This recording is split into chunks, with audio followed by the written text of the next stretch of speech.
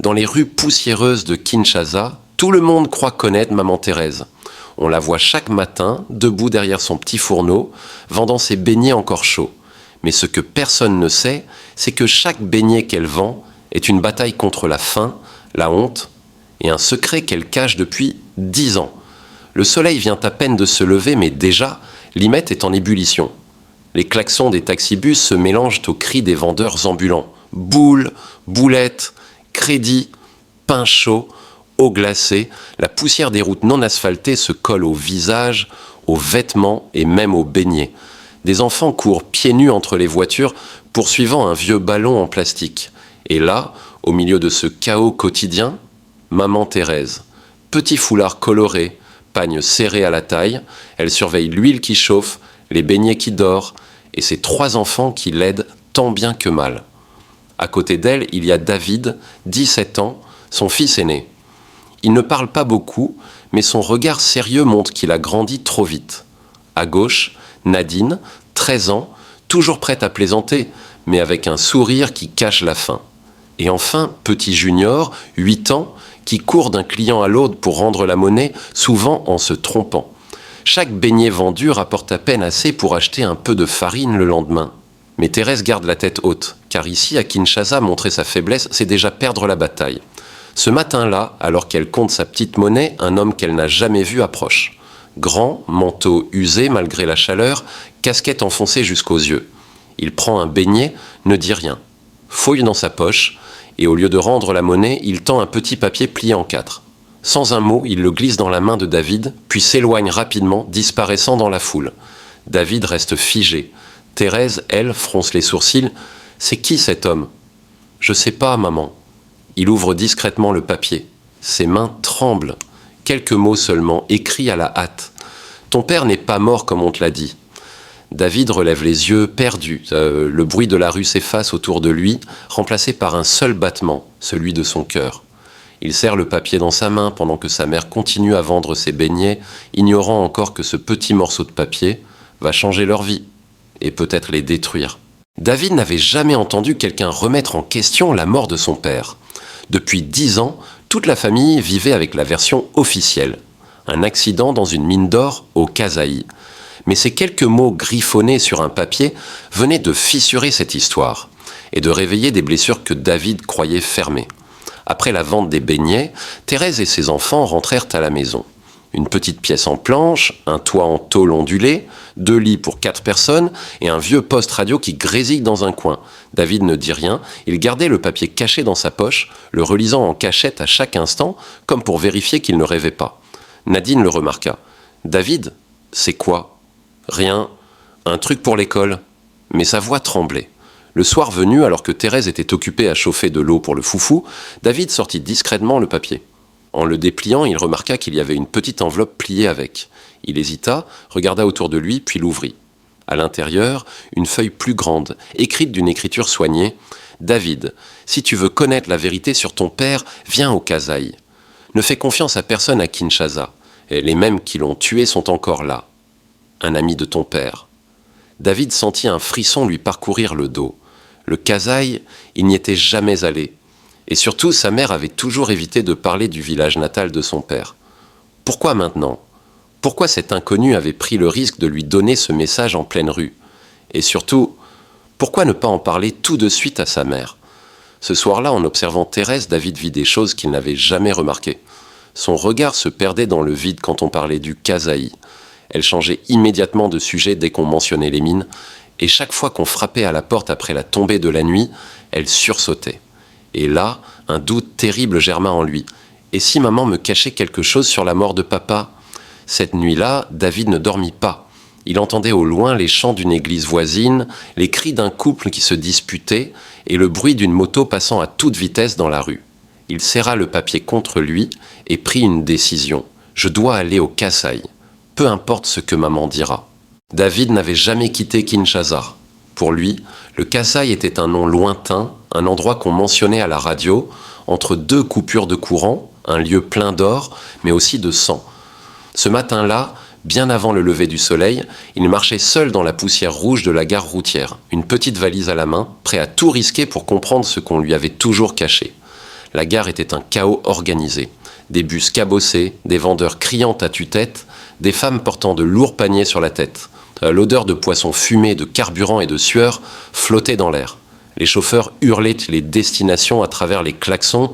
Mbujimayi, Chikapa, Kananga. David monta dans l'un des vieux bus en direction de Kananga.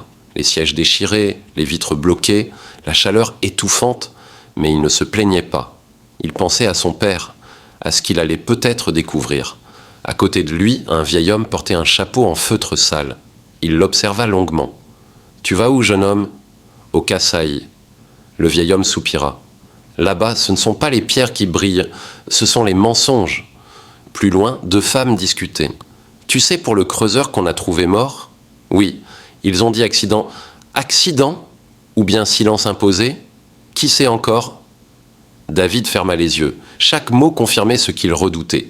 Son père avait été tué pour avoir su, pour avoir parlé. Et lui, son fils, suivait exactement le même chemin. À la tombée de la nuit, le bus s'arrêta brusquement. Devant eux, un barrage improvisé, des hommes armés de machettes, certains avec de vieux fusils rouillés.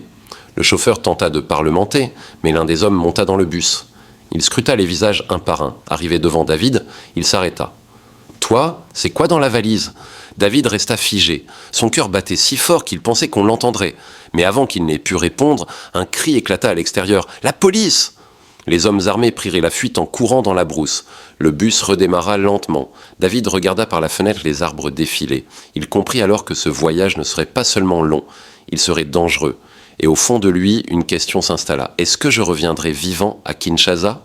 Après 2 jours de voyage, le bus s'arrêta enfin. Le panneau rouillé marquait le nom du village, à moitié effacé par le temps.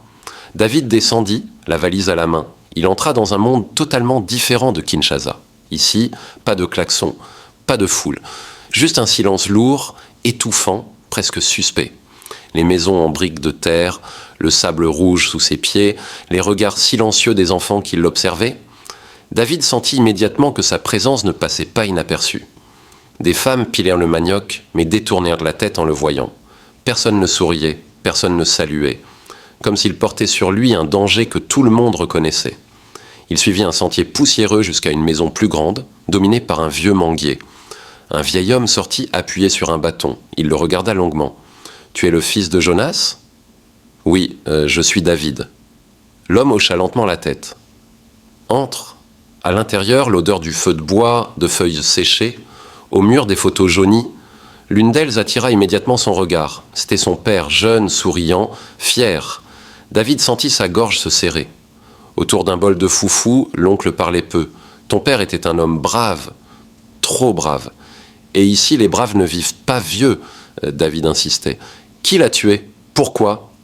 L'oncle baissa la tête. Il y a des noms qu'on ne prononce pas. Des gens qui prient le dimanche, mais qui tuent le lundi. Vous parlez de qui ? Il ne répondit pas. Il regarda par la fenêtre comme s'il craignait qu'un mur puisse l'entendre. Va à l'église demain matin, tu comprendras. En sortant, David sentit tous les regards sur lui. C'est le fils de Jonas. Il veut fouiller, lui aussi. Il va finir comme son père. Une vieille femme lui souffla en passant. Jeune homme, ici, les murs ont des oreilles.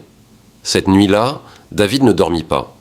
Depuis la petite case que l'oncle lui avait prêtée, il voyait par la fenêtre une silhouette immobile sous le manguier. Une forme sombre, immobile. Quand il cligna des yeux, elle avait disparu. Le matin suivant, David se leva tôt. Il alla à l'église du village, comme l'oncle lui avait dit.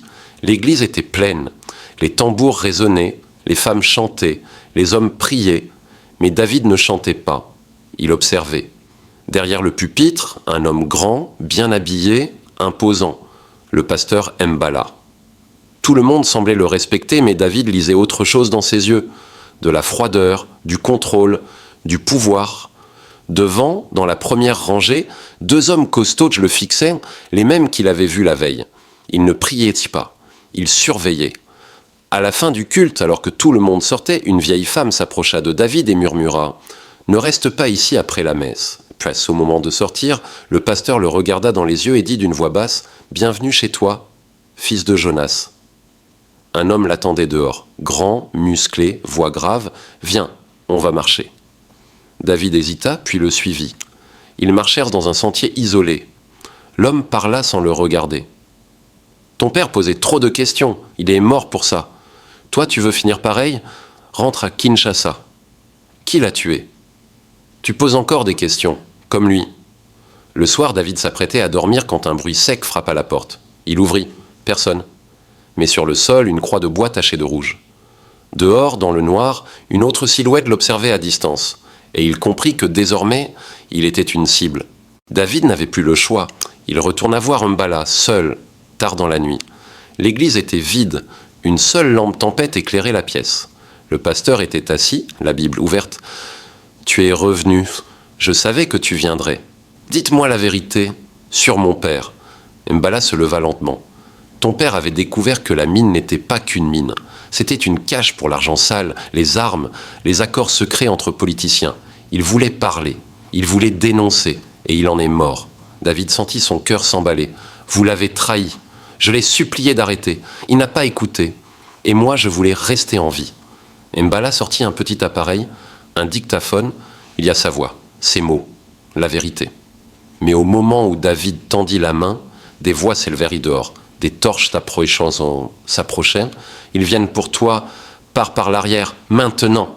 David saisit le dictaphone, courut à travers la porte arrière, entre les arbres. Des balles sifflèrent dans la nuit. Il tomba dans la poussière. Mais il se releva, encore. « Ramenez-le vivant !» cria quelqu'un. Et dans la nuit noire du Kasaï, David savait qu'il n'était plus un simple témoin. Il était désormais un porteur de vérité, une menace. Une cible. David courait encore. Chaque respiration lui faisait mal. Mais il ne pouvait pas s'arrêter. Dans sa poche, le dictaphone. Dans sa tête, la voix de son père. Il trouva refuge dans une vieille maison abandonnée. Il s'assit, seul, et appuya sur « Play ». Une voix grave, fatiguée. « Si tu entends ça, c'est que je ne suis plus là. La mine, ce n'est pas ce qu'ils disent. Mbala, le ministre Kabemba, il... » Puis un bruit de lutte. Et une autre voix. « Faites-le taire !» David ferma les yeux. Les larmes montèrent. Et dans les derniers mots, il entendit son nom. « Dis à Thérèse que je sais. Pourquoi son père mentionnait-il sa mère? Que savait-il d'elle? Pourquoi ce silence pendant toutes ces années? Dehors, des pas, des voix. Il est par ici. Le patron veut le voir. » David sortit en courant, glissa dans un fossé. Une lampe torche balaya la surface. Une voix froide murmura tout près. « David, je sais où est ta mère. » Trempé, couvert de boue, le souffle court. David n'avait plus de force. La dernière image qu'il gardait en mémoire était celle du regard de sa mère au moment précis où tout avait basculé. Cette voix, celle qui venait de menacer Thérèse, résonnait encore dans sa tête. Il ne pouvait plus fuir, il devait rentrer à Kinshasa, pas seulement pour sauver sa vie, mais pour sauver sa mère. Le lendemain à l'aube, David monte dans un bus en direction de la capitale. Il ne parle à personne. Il serre le dictaphone contre lui comme s'il portait une relique. Les routes sont longues, les arrêts fréquents. Les paysages du Kasaï défilent lentement. Champs d'ananas, petits villages de terre battue, rivières étroites. Mais son esprit est ailleurs. Chaque chaos du bus le ramène à cette phrase qu'il n'arrive pas à oublier. « Je sais où est ta mère ». Quand les lumières de Kinshasa apparaissent enfin, la nuit est déjà tombée. Mais la ville ne dort jamais. Klaxons, poussière, cris. David court à travers les ruelles familières de Limette. Il n'a qu'une idée en tête, retrouver sa famille. Mais quand il arrive devant la maison, son cœur s'arrête. La porte est entr'ouverte. À l'intérieur, tout est sans dessus-dessous. Les casseroles renversées, le linge éparpillé, le silence pesant. Il entre en appelant « Maman ? Nadine ? Junior ?» Pas de réponse. Puis un murmure. « David !» C'est Nadine, cachée derrière le lit, les larmes aux yeux. Elle chuchote. « Ils ont pris maman. Ils disent qu'elle doit parler. » Guidé par Nadine, David se rend à un vieil entrepôt désaffecté près du marché de Gambela. Il connaît ce quartier. Trop bien. Les coins sombres, les murs tagués, l'odeur d'huile brûlée et d'urine. Mais ce soir-là, chaque pas lui semble plus lourd que le précédent. À l'intérieur, 3 hommes. Et au centre, Thérèse, attachée à une chaise, le visage marqué. Le pasteur Mbala est là aussi, son costume trop propre dans ce décor trop sale. Il ne parle pas tout de suite, il attend. Puis il dit « Ton père est mort à cause de ce qu'il savait. Mais ta mère, elle savait aussi. David recule d'un pas. « Maman, c'est vrai ?» Thérèse le regarde, les yeux noyés de larmes. « Oui, j'ai supplié ton père d'arrêter de fouiller, je savais qu'il le tuerait, et quand il est mort, j'ai accepté de me taire pour vous protéger, pour que vous puissiez grandir sans peur. » Mbala s'approche lentement. « Il est temps de choisir, David. Donne-moi ce que tu as, ou regarde ta mère mourir devant toi. » Soudain, au loin, une sirène. Les hommes se figent. Un voisin a alerté la police. Mais avant que quiconque ne réagisse, une explosion de fumée et d'étincelles retentit dans un coin. Un court-circuit met le feu à une vieille pile de bois. Les flammes commencent à se propager dans l'entrepôt. Dans la confusion, un garde lève son arme vers David. Thérèse, d'un geste rapide et désespéré, se libère d'une main, attrape l'arme du garde et tire. L'homme s'écroule. « David, cours !» crie-t-elle. « Non, maman, cours ! Et garde cette preuve, montre-la au monde !» David hésite une fraction de seconde, puis se jette vers la sortie arrière, le dictaphone serré contre lui. Les flammes, les cris, les sirènes, tout se mélange dans ses oreilles. Il court, sans se retourner. Quelques mois plus tard, Thérèse a été arrêtée. Le tribunal l'a condamnée à 10 ans de prison pour avoir tué l'un des gardes. Elle a accepté sa peine, convaincue que c'était le prix à payer pour protéger son fils et révéler la vérité. Grâce au dictaphone, un scandale d'État a éclaté. Un vaste réseau de corruption et de détournement lié aux mines du Kasaï, impliquant des politiciens, des chefs coutumiers et le pasteur Mbala lui-même. C'est pour avoir voulu dénoncer ce réseau que le père de David avait été assassiné. David, Nadine et Junior ont pu reprendre une vie plus stable, mais avec une blessure invisible, l'absence d'une mère derrière les barreaux. Un soir, seul dans le salon, David regarde un reportage à la télévision retraçant toute l'affaire. Sur la table, le dictaphone. Sur le mur, une photo de Thérèse, souriante, vendant ses beignets. La justice avait triomphé. Mais pour David, le prix avait été plus lourd que tout l'or du monde. En RDC, comme ailleurs, la vérité est une arme. Mais c'est une arme qui coûte cher. Parfois, elle coûte la vie ou la liberté. Ne vous taisez pas devant l'injustice. Cherchez la vérité, mais sachez que chaque vérité a un prix. Et parfois, ce prix, c'est tout ce qu'on a. Si cette histoire t'a touché, si tu crois que la voix de Thérèse doit continuer à vivre, alors abonne-toi maintenant à cette chaîne. Active la cloche pour ne rater aucune de nos histoires vraies et surtout, partage cette vidéo autour de toi. Car chaque partage, c'est une vérité qui voyage, une peur qui recule et une justice qui avance.